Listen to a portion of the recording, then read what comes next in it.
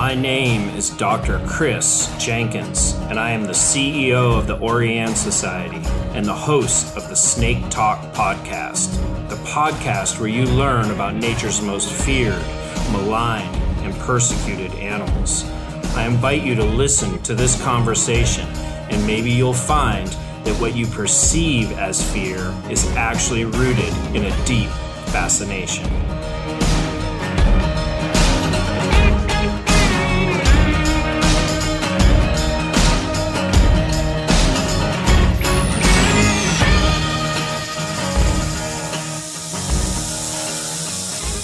Welcome to the Snake Talk podcast. I am here with Dr. Henry Mushinsky. I met Henry, I guess a long time ago now, back when I was finishing my PhD and looking into potential postdocs. And there was a time we were talking with some of his colleagues about work in the Southwest and other places.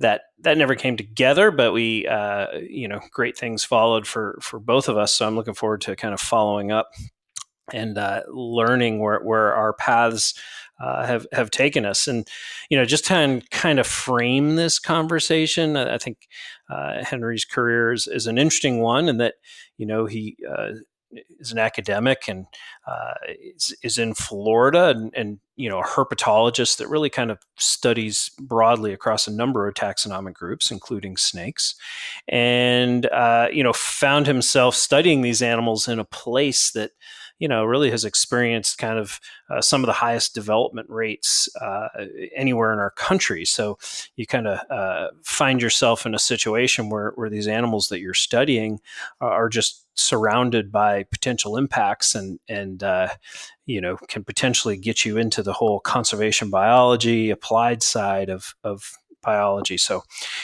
that'll frame our conversation a little bit today, but I am excited to have you here, Henry. Thank you for joining us on the podcast.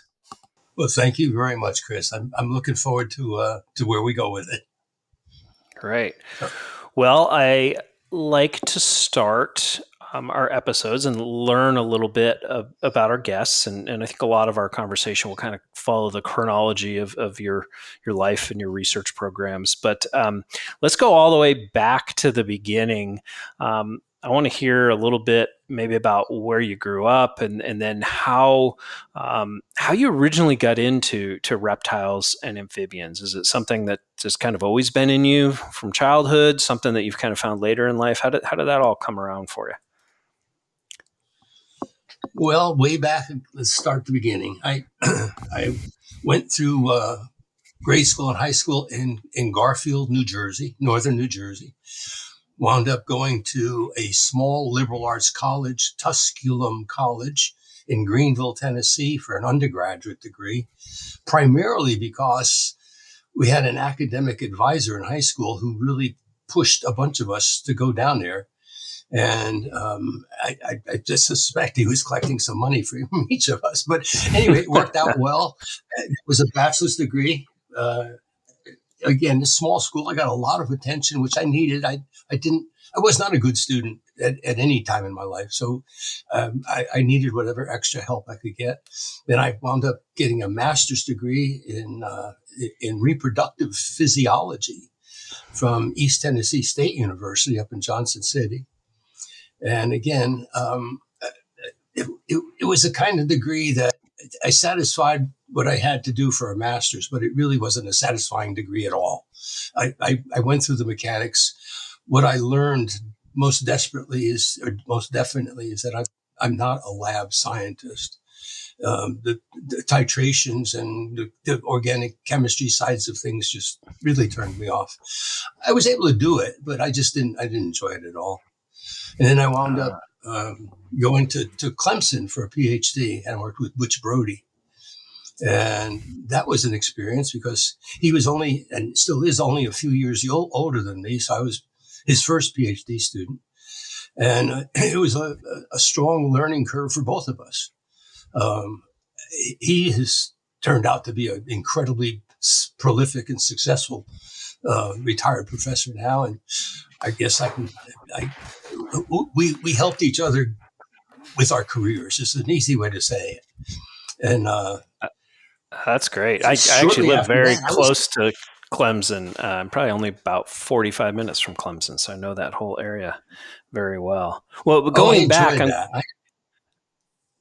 yeah, it's a beautiful area to live. But going back, I was going to ask, so that interest in reptiles and amphibians, I mean, was that in you as a kid, or is that something that was kind of developing as you were going through this academic training, doing your various degrees?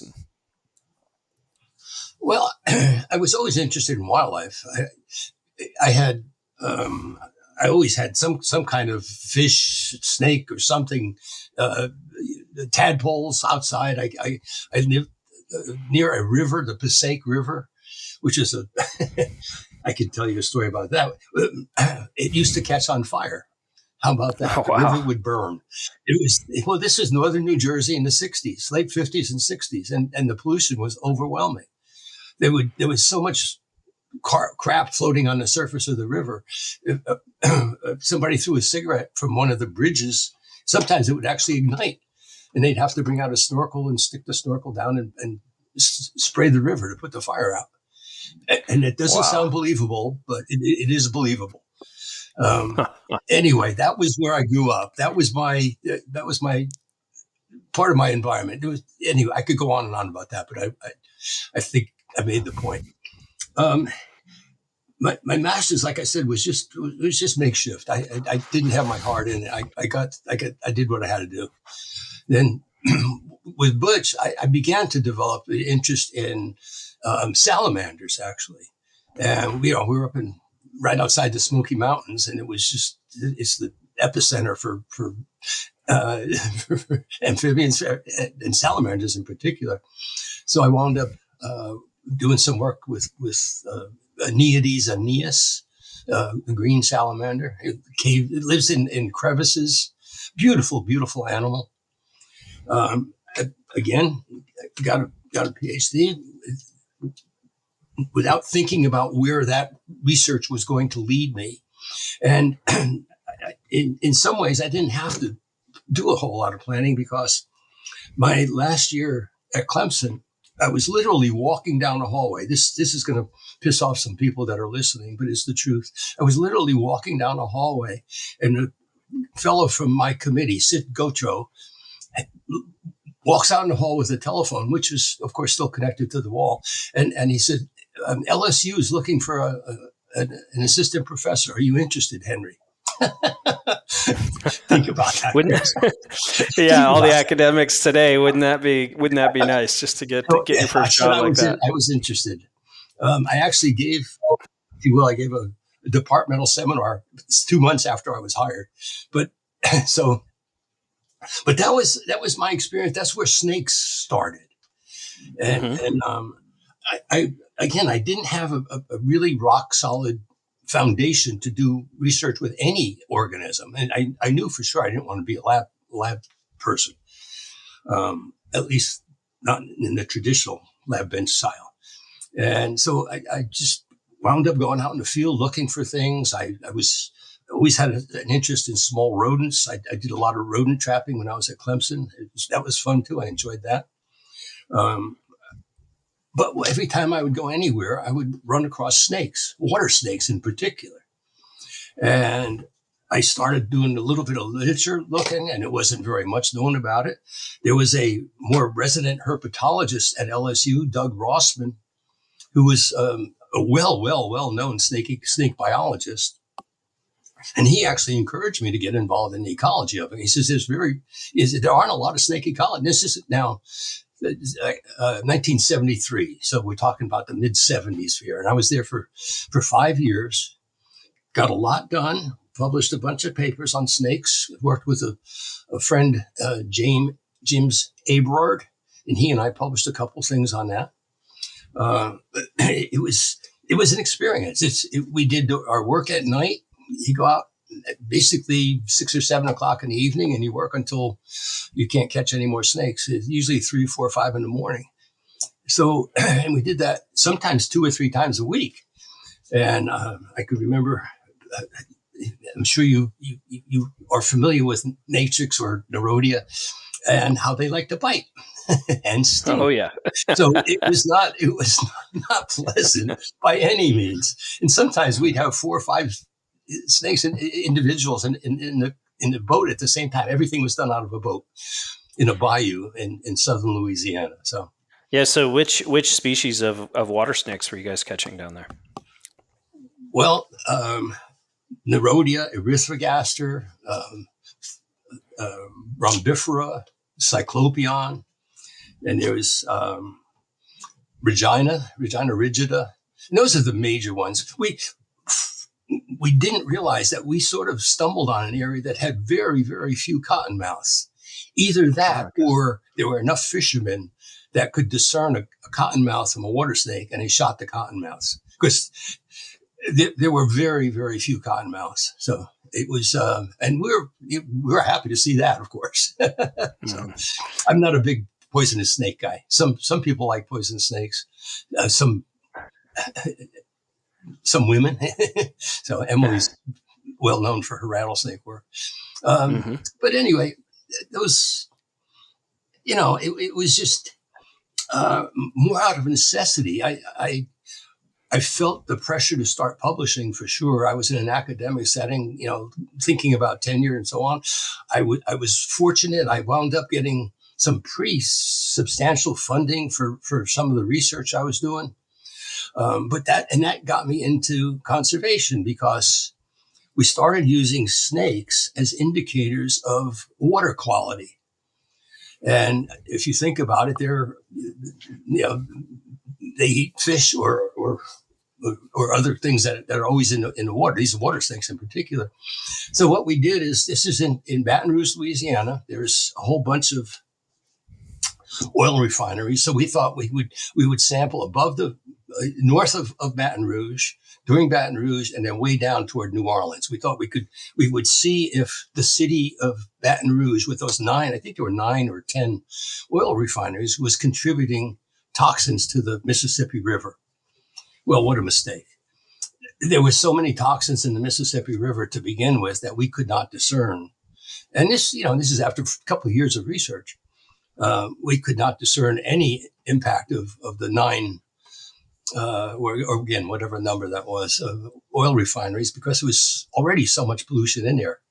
And that paper Mhm. still gets cited quite a bit. I was surprised at how often that paper gets cited, mostly now by foreign countries, not so much in the United States anymore, because I think we've tried to clean some of that up.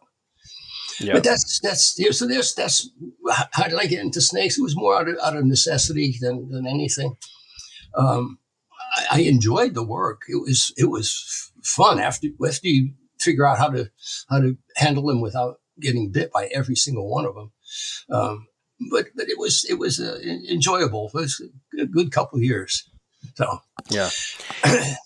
And so at LSU, did you have graduate students working on these water snake projects, or was it primarily you and this colleague you no, mentioned? I'm no, no. assuming another faculty. Had a couple of graduate students. Only one that was actually working on water snakes. Tommy Michaud. He actually got a PhD doing it, and he's very happy. He lives in southern Louisiana now. He's a productive biologist for sure. Um, but it was, I don't know. It was just, again, for me. It was. I wanted to do what I was doing, and it led me into the field of conservation biology, and for that I was grateful. I wound up getting fired from LSU. I had graduate students, I had grant money, had several publications, enough to probably warrant at least an initial promotion. Um, but I also went up for tenure with 2 women, and this was 1979. And neither one of them had been very, very productive at all. And the chairman called me in. He says, Henry, he says, I can't promote you and fire 2 women. And that's the truth. That's true politics in the 70s and 80s. And so Hmm. he says, I will write you a wonderful letter. He says, I will do whatever I can to help you get another job. And in less than 3 months, 4 months, I think, I had another job. So I was, I was happy to be able to move on, although I didn't know for sure what I was moving into. Um, The University of South Florida was an unknown. It was a brand new, small, if you will, university. Small meaning 14,000, 15,000 when I came here. Yeah. It's now So, well over 50,000. so you But went straight from LSU to South Florida then in correct. Tampa. That's because of my two jobs that I've had in my life. Only two places. What Was was that one? job as easy to get? Did you just get a phone call and they said, "Come on down," or how did that one go? Did you have to No, apply for that one? no. I had to apply for it and interview and so on. And actually, after I learned about some of the people I was competing with, I was amazed I got the job. But that aside, what the real blessing, if you will, at South Florida is my colleagues. There were a whole series of us hired within 3 or 4 or 5 years of each other, mostly within 3 years of each other, and we got along very, very well. Um, Through time, we wound up. One was the chair of the department, one was the assistant chair, and I was the graduate director. So the three of us um, really worked our way up and sort of took charge of the whole department. And it was wonderful. We enjoyed it. We got a lot done, got a lot of research, started bringing in some major kinds of funding, hired more people, grew the whole department and so on. So that was fun. And I was the graduate director for 16 years. And at times when we were a department of biology, I would have maybe 120 graduate students in the department. And then eventually we split into a cell biology, basically, and integrative biology. And that sort of half things pretty much. So, and of course, I stayed with the integrative people, and that worked out well.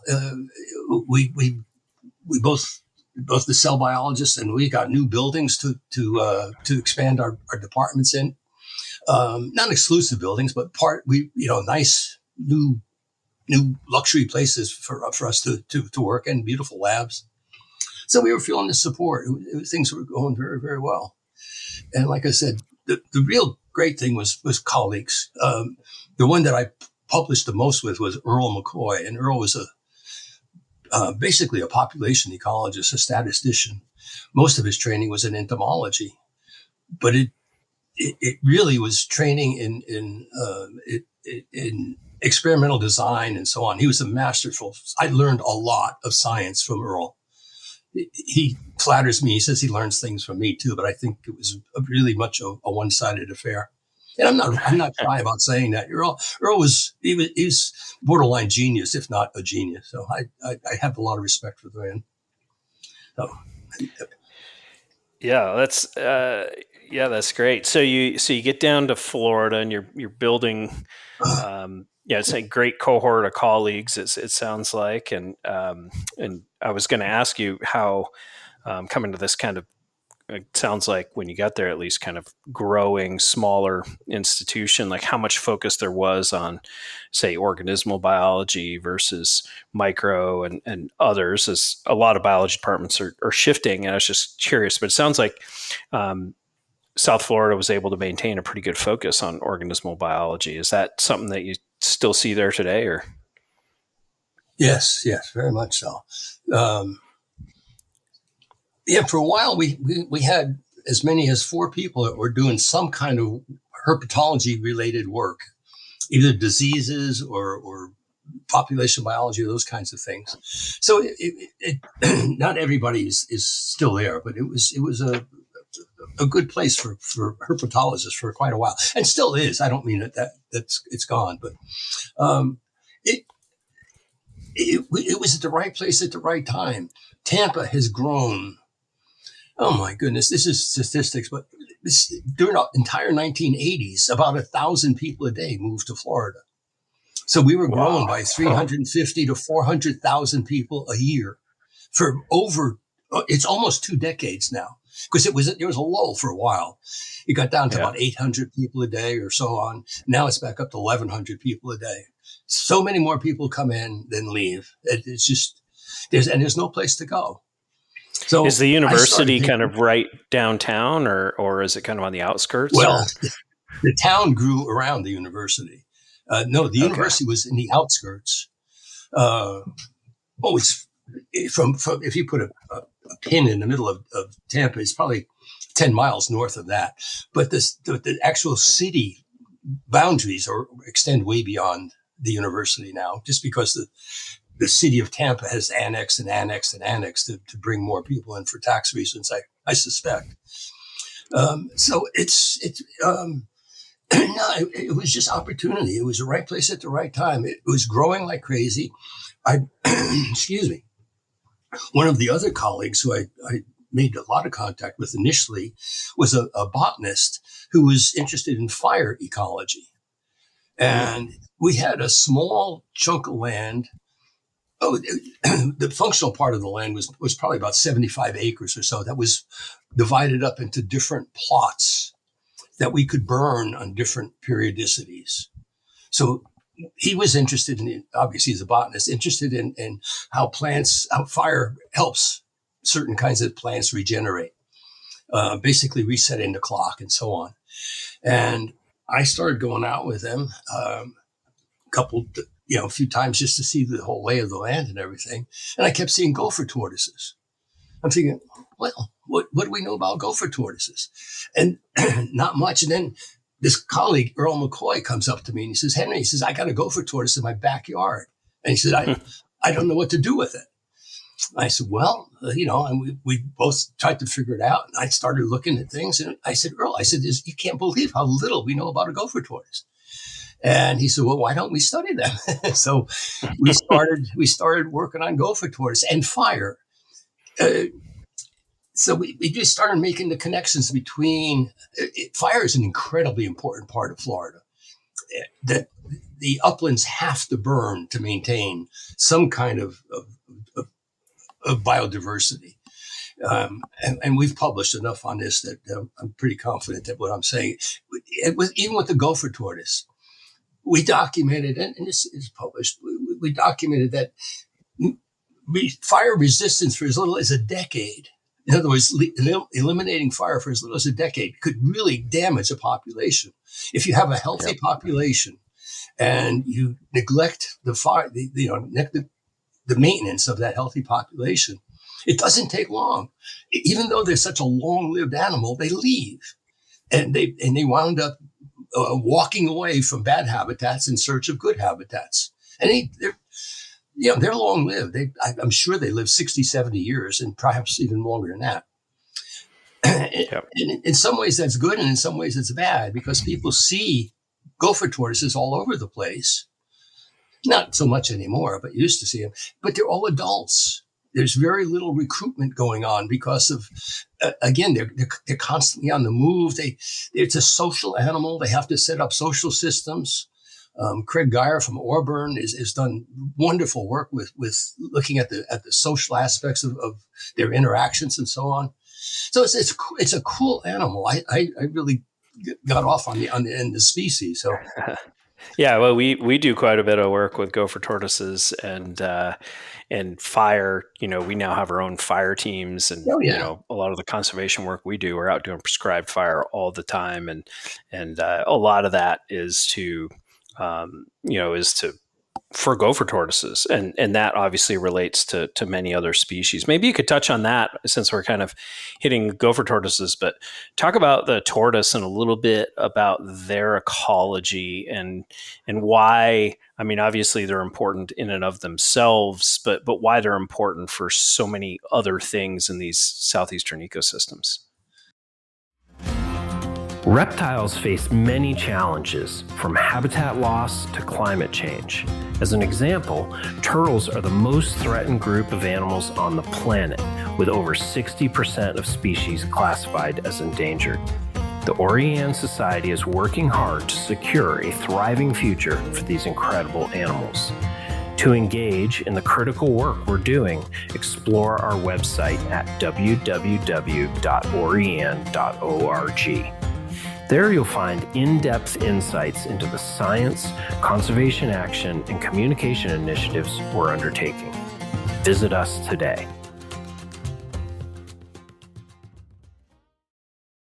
Well, the key is the burrow. They excavate long deep burrows, sometimes as long as maybe 20 or 25 feet even, or perhaps even longer than that.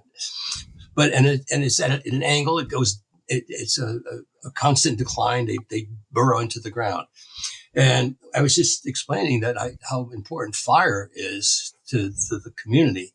Well, those burrows serve as a refuge for many hundreds of species, literally over 300 species during a fire.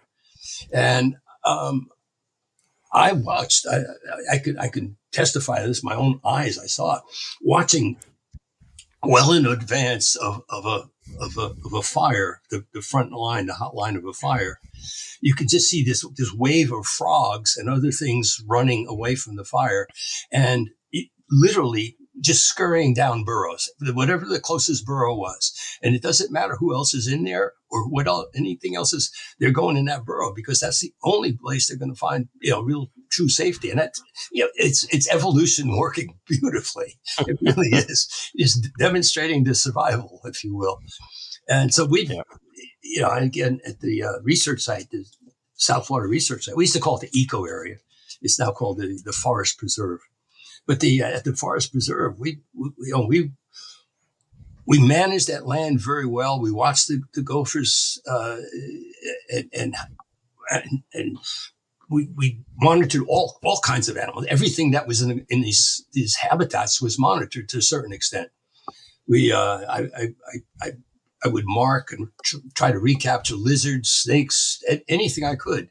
I got a few indigo snakes out there, a couple of stylosoma. It's probably not stylosoma anymore, but I think you know what I mean. Extenuatum anyway. So there's this. That's the attraction to me of the upland communities is the fire and the biodiversity. I mean, insects, mammals, everybody uses a gopher tortoise burrow. It's an integral part of the upland habitats. And as the gopher tortoise is disappearing, those other species of wildlife are going to have a hard time surviving. I mean, they really depend upon that burrow as a major source of protection and hiding. So.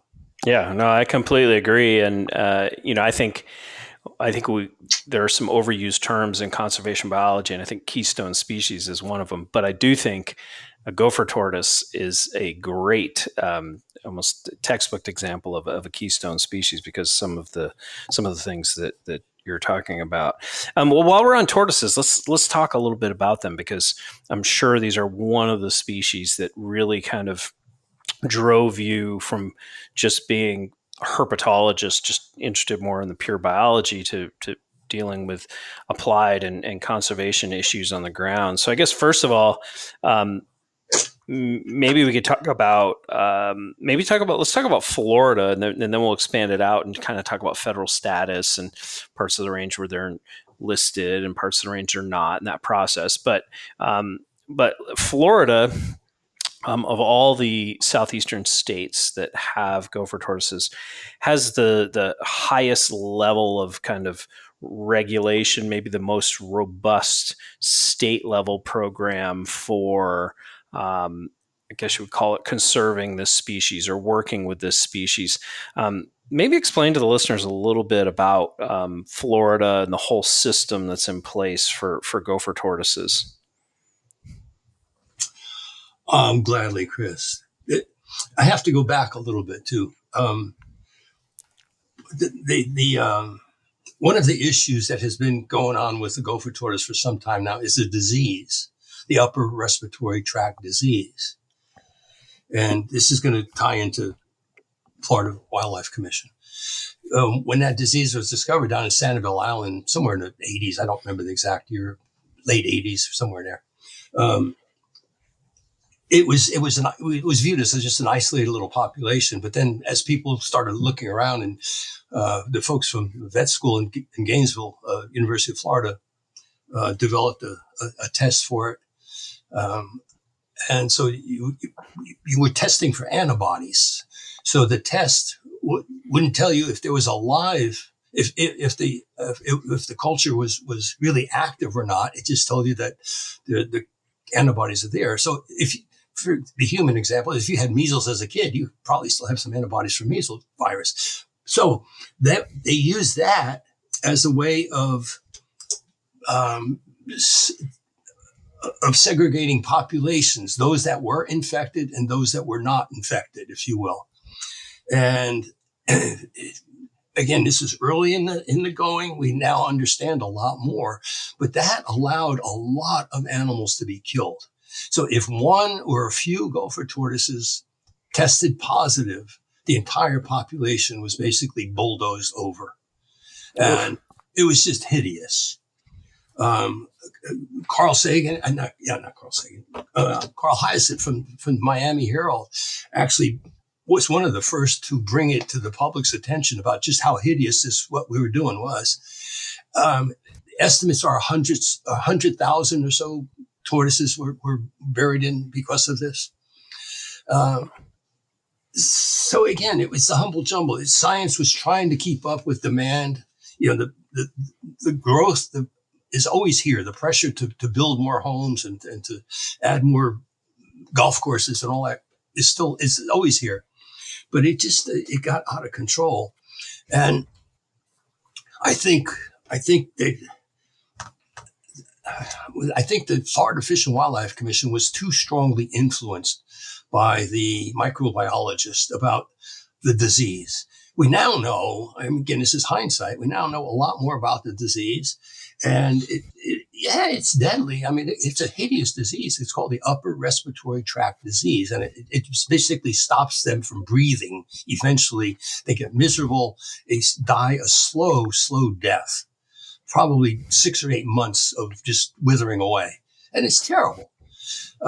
So that's one of the travesties that I sort of think that there's some stains on the clothing of the people that are involved in making those decisions. Those were not good decisions.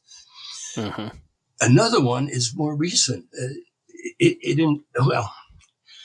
don't want to pick on them too much though. The federal government is trying.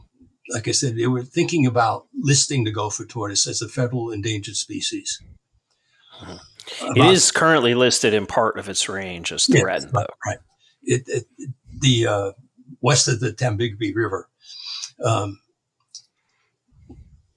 rest of the range was up for consideration for endangered species. And several people were invited, so-called experts were invited to a Gopher Tortoise Council meeting, but we met separately with representatives from the U.S. Fish and Wildlife. And for 2 days, we basically talked. We told them about our experiences. They asked us questions. They were interviewing us with pretty good questions. They paid a lot of attention, seemed like they did. But the consensus of the so-called experts there was it should be federally listed. There's no reason not to federally list them, except politics. It's not the biology that's going to stop them from being listed. It's politics. So anyway, they were not listed. The Fish and Wildlife denied listing. I know right now there's a lawsuit going against them. I'm a friend of the court, serving to help the plaintiffs in this against the state.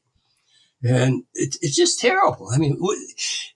It's a long-lived animal that we don't give it enough respect. If it was above the ground and a little bit more, a little bit more pretty, if you will, more attractive to people, we'd probably pay a lot more attention. But it's a gopher tortoise. It lives in a burrow. But they're wonderful little animals. They just are. So anyway, I don't want to get too sentimental about this, but I couldn't help but get attached to a bunch of them. It's just they're amazing animals, and I actually think yes, you're right. They spend a lot of time underground. But as far as reptiles go, they are kind of large, somewhat charismatic. But maybe you could speak to So as part of that, we were involved in up here more on the Georgia side of the border, work relative to listing and providing information and all that. But so there were a lot of states working on information that had systems in place.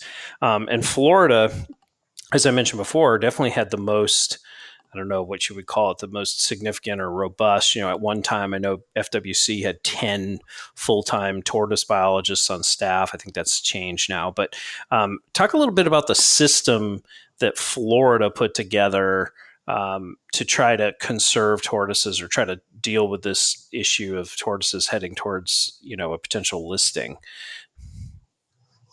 Well, they just put out, and I was privy to this. I don't think it's completely public, but they just put out a new management procedure manual, whatever you want to call it, for the gopher tortoise.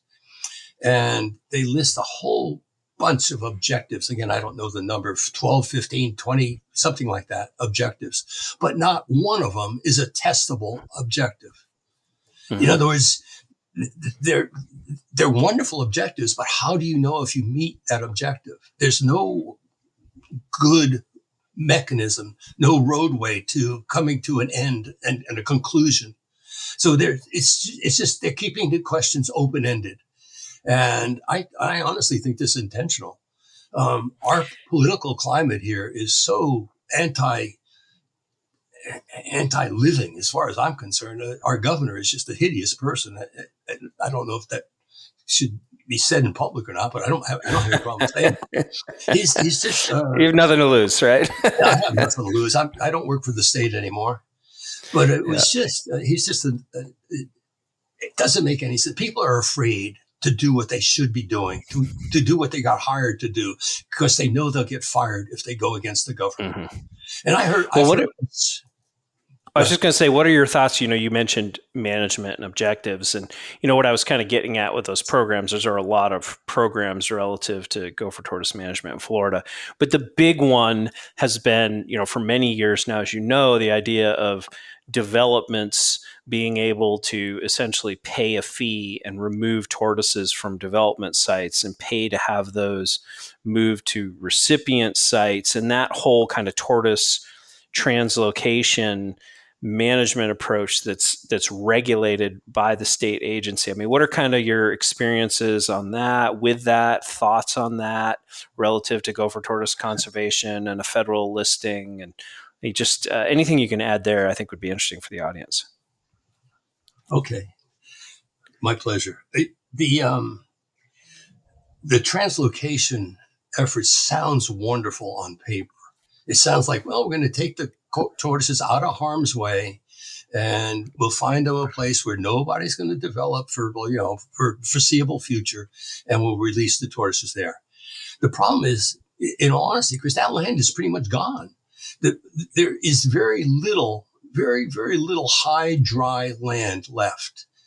When I may say high and dry, it's got to have a water table at least, 12, 15, 18 inches below the surface, because they burrow, right? If you burrow down, if the water table is 8 inches below the surface and you burrow down 2 feet, you're in water.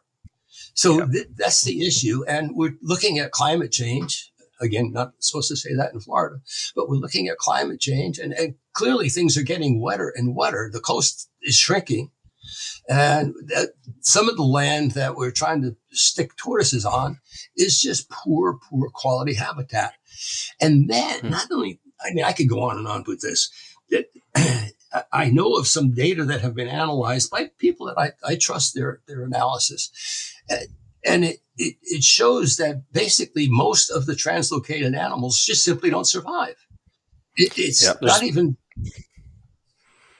I was just going to say, there's issues like you're talking about, whether the habitat, but then some of them kind of become predator sinks, where you get these predators focused in on sites and they're killing incredible numbers of them. And there's a lot of issues with it. I completely agree. Yeah. It's like I said, it sounds nice on paper, and it's making a lot of people a lot of money, because it's very expensive to move gopher tortoises. You're paying a machine operator with an experienced backhoe operator to dig them up. You got to keep them. You got to test them. You got to do this. You got to do that, and then hold them for a while, and then you release them. And it's just it's a hideous thing to do, in my opinion. Yeah. Is it better than nothing? Yes, I guess anything is better than nothing because otherwise they're going to just die in their burrows. But we should be more humane than we are, in my opinion. Again, Yeah. Yeah. We took a slightly different approach here in Georgia that we were really involved with. And I mean, there are some translocations, but they're not regulated. And there's just not the system around them like you have in Florida. And so what we did is, I say we, it's a huge collaborative groups across the state. And we identified all the viable populations of gopher tortoises based on criteria developed through Gopher Tortoise Council, and came up with about 128 viable populations in the state. And then we, as a partnership, decided to protect the land on which the 65 of those 128 tortoise populations live. And so we've completed that now. It's been a 10 plus year process with multiple nonprofits, state, federal, private individuals.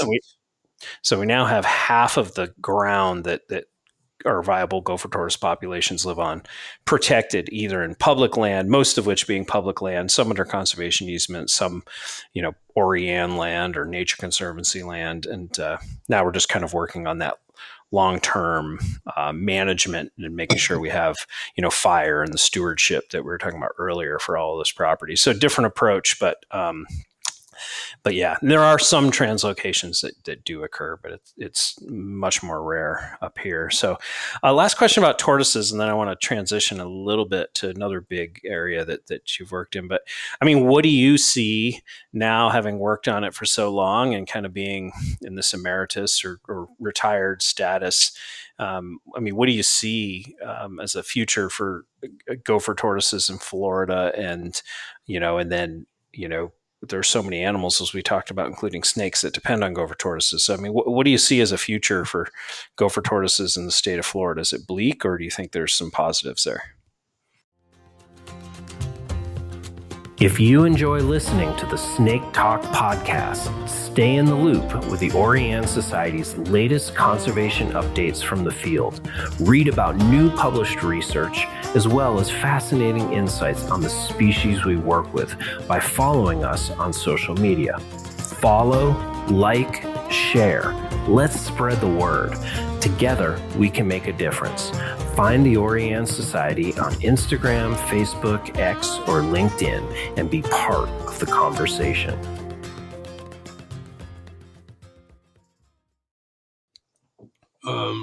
Generally bleak.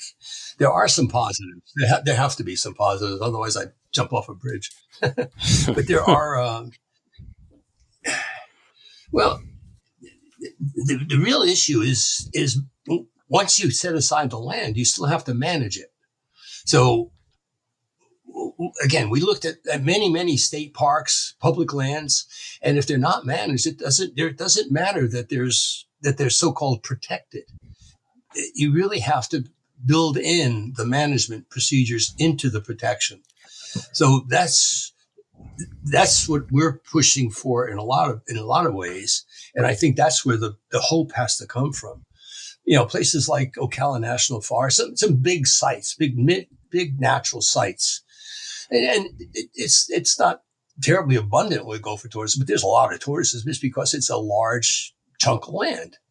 I mean, there are places that have much higher densities of gopher tortoises than something, or Apalachicola National Forest.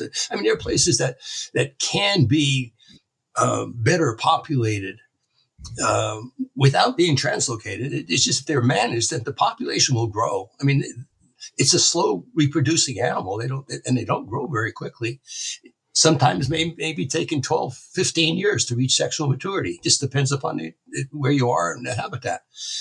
But given time, they will expand and fill in the population that's available, the land that's available to them. So I think there's some hope.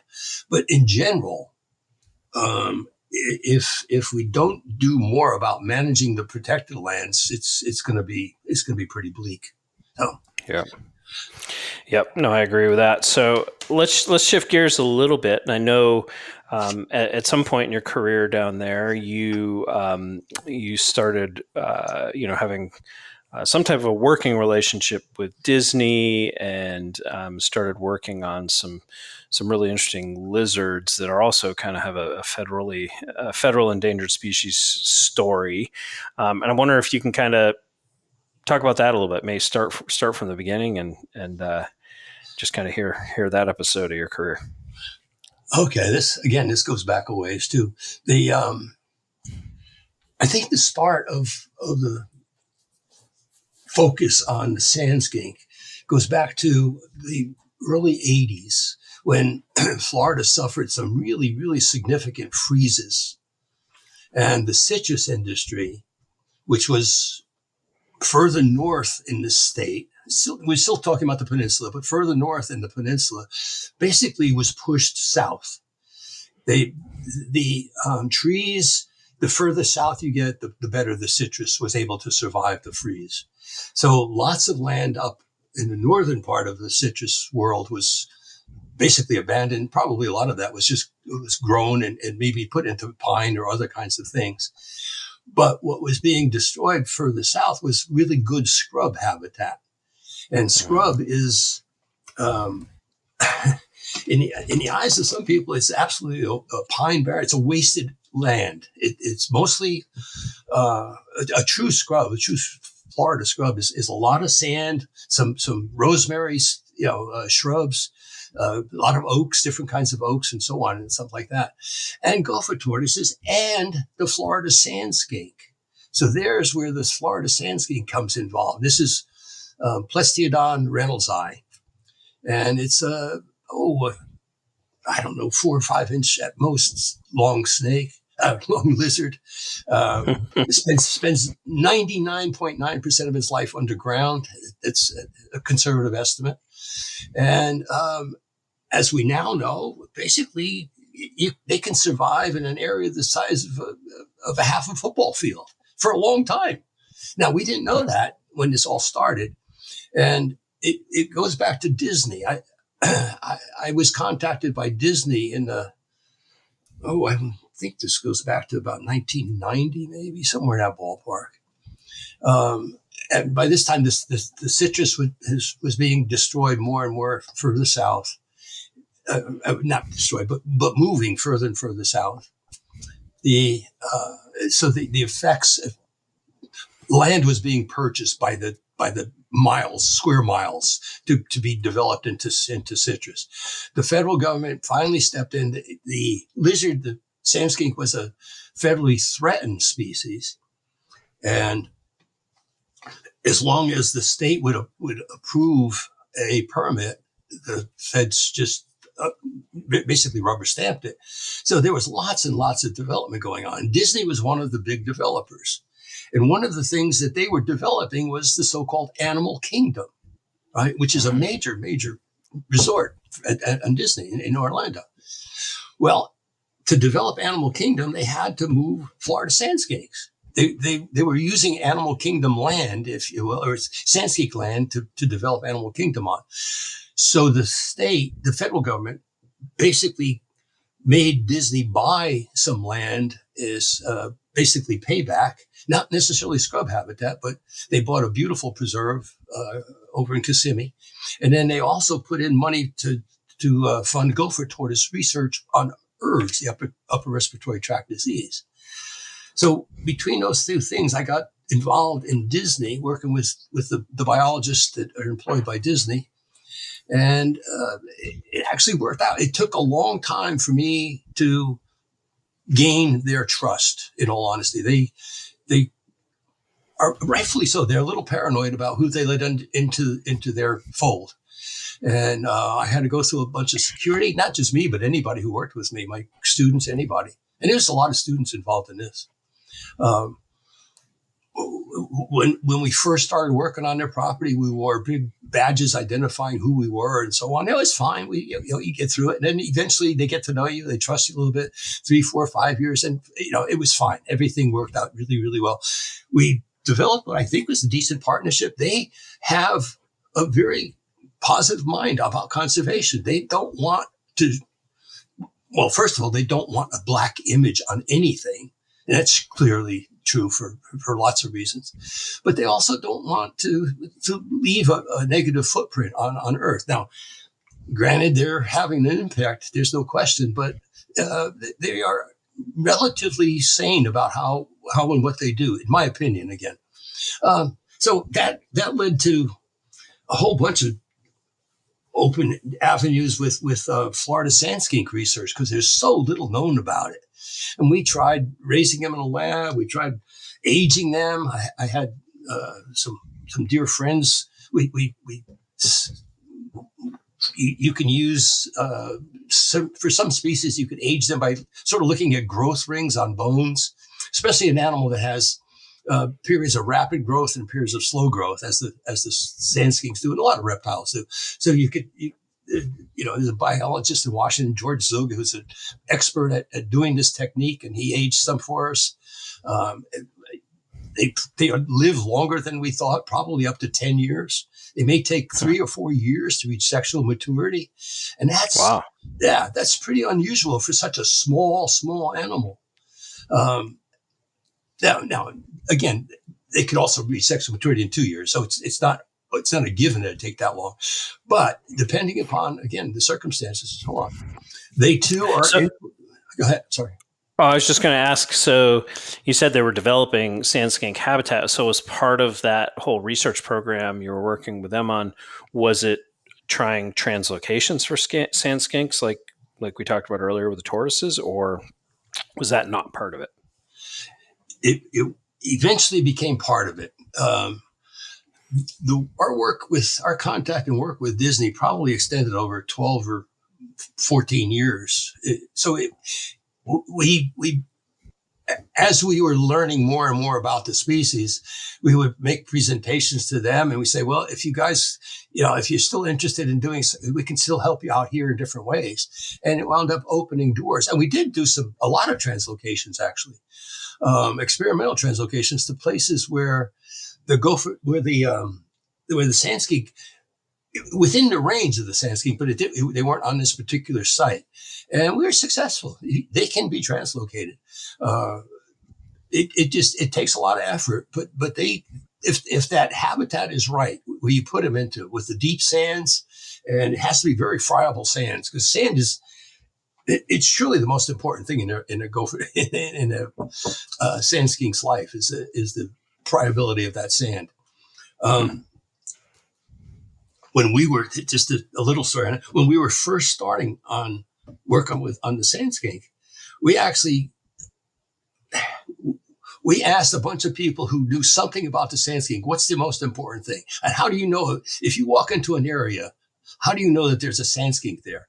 And 3 of them said, just touch the sand. If you feel the sand, if you know what a sand skink sand feels like, you can tell if they're going to be there or not. Now, I don't know that that's true or not true, but the point is that the sands are absolutely essential for them. And dropping a skink in the sand is like dropping a fish in water. Faster than you could see, they just disappear. And as fast as you can dig, they can burrow. It's just amazing to me how fast they can swim through this sand underneath. They use a serpentine action, and they're just amazingly quick. We still don't know how deep they go. I mean, there's a whole bunch of questions that we don't know. We were going to do all kinds of lab setups and so on. We just never got into that. We just basically did all of our research in the field. So, but anyway, so is there a range? So you said they're federally listed species. So I'm assuming the range is fairly restricted. I'm not familiar with that. Basically, those kind of like central sand ridges, like maybe down Lake Wales Ridge and north. Like that's it. Is that where you find them, or?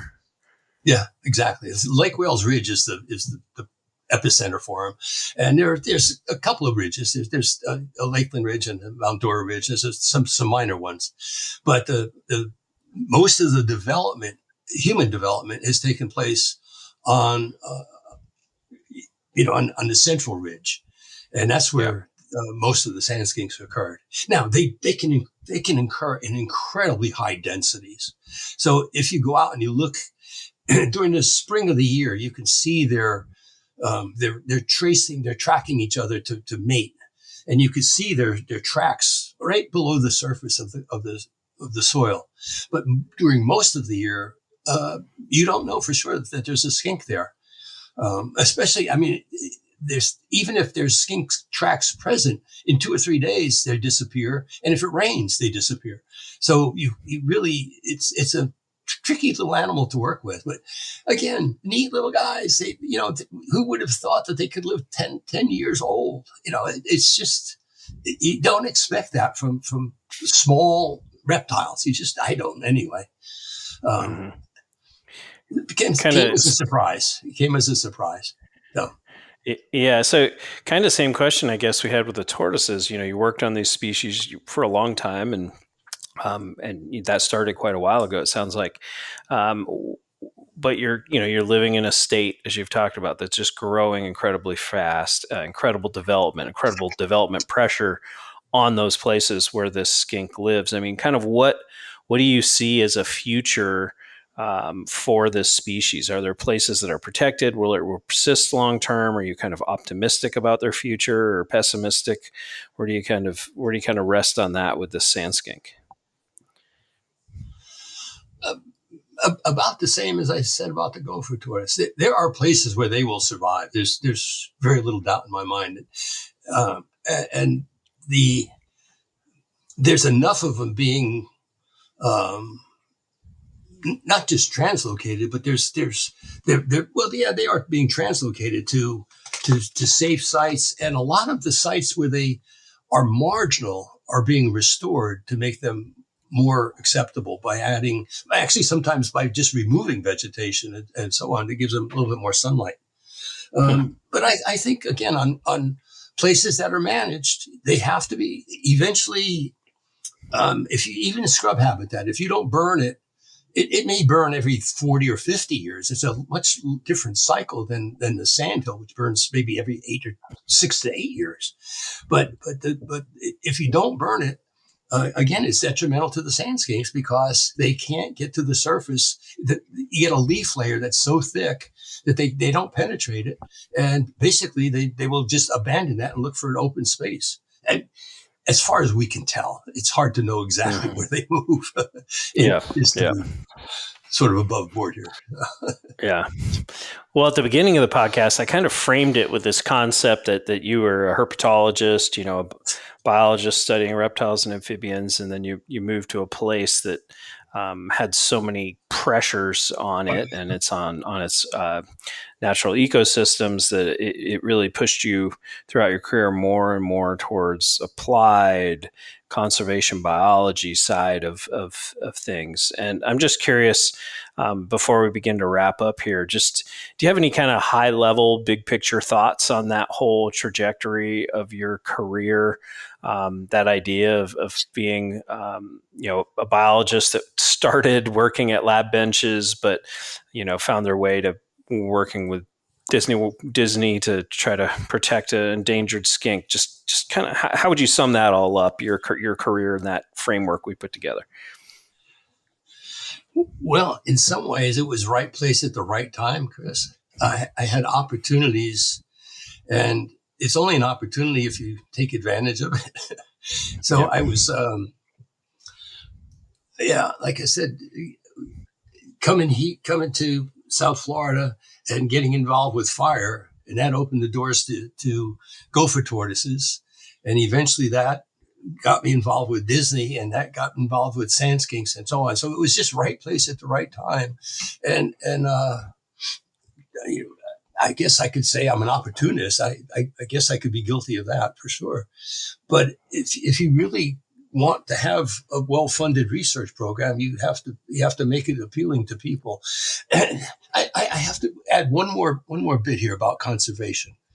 When I started, even at South Florida, the word conservation was a taboo. People in my department, some of the older, more molecular kinds, were calling me a beer can ecologist. So that they said, just go out and collect beer cans. Isn't that all you ecologists do? because we were interested in applied ecology, if you will, conservation biology. And so it was an uphill battle. People coming into the field now they won't recognize that as an uphill battle. Conservation is very much an in thing. Yeah. So that's one of the life lessons that I learned is that you got to ultimately have to do what you really want to do. And I was fortunate enough to be able to do that. I love animals. I love conservation. I just wanted to keep that going. So. Great. So I'm assuming you wouldn't change any of it looking back on your career now. You're pretty comfortable with how things played out. Yeah, I have to agree with that. I think that's a fair statement. I mean, there are some little nicks and things I might take advantage of or not take advantage of, but generally speaking, I'm pretty happy where I am. Pretty content. Good. Great. Well, before we wrap up here, we've been going about an hour. I like to have all of my guests tell me their best snake story. So, do you have a good snake story for us? I don't know if this fits or not, but I'll share it with you. This is right at the very beginning when I was starting to work on snakes in Louisiana. I was uncomfortable, to use one word. Like I said, we would go out at night. We did not know that there weren't a lot of cottonmouths in the area. We, in all honesty, weren't sure exactly what we were going to encounter. So we would go out and just try to figure out what was there, who was there, and so on. So we used 22 caliber ecology. So I shot a bunch of snakes. Well, the first time we did that, and it's the only time we did it actually, was one night we came back with 8 or 10 dead animals. They were definitely dead.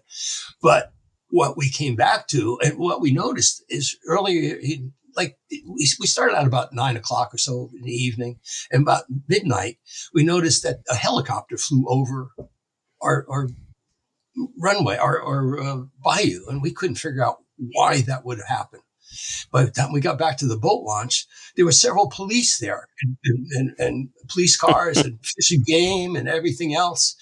And they thought for sure we were poaching alligators because they heard a couple of gunshots, right? So I don't know if that's a snake story. That's a great snake story. What did they say about your catch of snakes when they found them? You're out there collecting snakes. Why are you wasting your time? Which is sort of the attitude of a lot of people about snakes. But it sounds sort of distasteful now, but it was our first step, and we had to make that first step. We also had to look at gut contents, and this helped us immensely. That small sample size got us immensely looking at how to get the gut contents out of the gut without hurting the snake. We learned how to strip, and we learned how to do a whole bunch of things. So it was a learning experience, if you will, experiential. So, yeah, great. Well, Henry, thank you so much for joining us here on Snake Talk. I've enjoyed hearing the timeline of your career and all the great work you've been doing. Well, I certainly appreciate the time, the effort, and the opportunity. Thank you very much, Chris. It's been fun. Great. And I wanted to thank the audience and tell everybody to remember snakes are animals too, and it's a privilege to see one in the wild.